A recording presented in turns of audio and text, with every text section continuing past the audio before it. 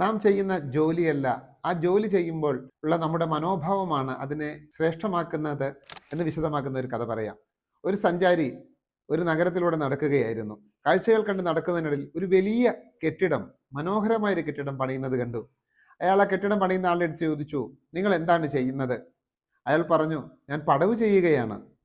സ്വല്പം ദൂരെ മാറി മറ്റൊരാൾ എന്തോ ചെയ്യുന്നത് കണ്ട് ഈ യാത്രികൻ അയാളോട് ചോദിച്ചു, അങ്ങ് എന്താണ് ചെയ്യുന്നത്? ഞാൻ ആശാരിപ്പണി ചെയ്യുകയാണ്. വീണ്ടും അയാൾ നടന്നപ്പോൾ മൂന്നാമതൊരാളെ കണ്ടു. അയാളോട് ചോദിച്ചു, താങ്കൾ എന്താണ് ചെയ്യുന്നത്? ഞാൻ പെയിന്റ് ചെയ്യുകയാണ്. അങ്ങനെ അയാൾ ആ കാഴ്ചകൾ കണ്ട് നടക്കുന്നതിനിടെ വയസ്സായ ഒരു സ്ത്രീ അടിച്ചു വാരുന്നത് കണ്ടു.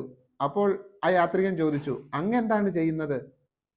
ആ അമ്മ ചിരിച്ചുകൊണ്ട് പറഞ്ഞു, ഞാൻ മനോഹരമായ ഒരു ദേവാലയ സൃഷ്ടിയിൽ പങ്കുചേരുകയാണ്.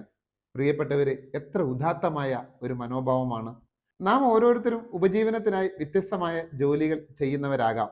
പക്ഷെ ഏത് തരം മനോഭാവത്തോടെയാണ് നാം ഓരോരുത്തരും ഈ ജോലികൾ ചെയ്യുന്നത്?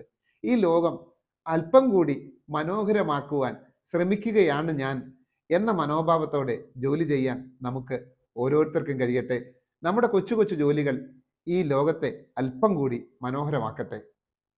പ്രിയപ്പെട്ടവരെ, കൗമാരക്കാരായ കുട്ടികളെ സഹായിക്കാൻ ചെപ്പ് എന്ന പേരിൽ ഒരു പുസ്തകം ഞാൻ എഴുതിയിട്ടുണ്ട്.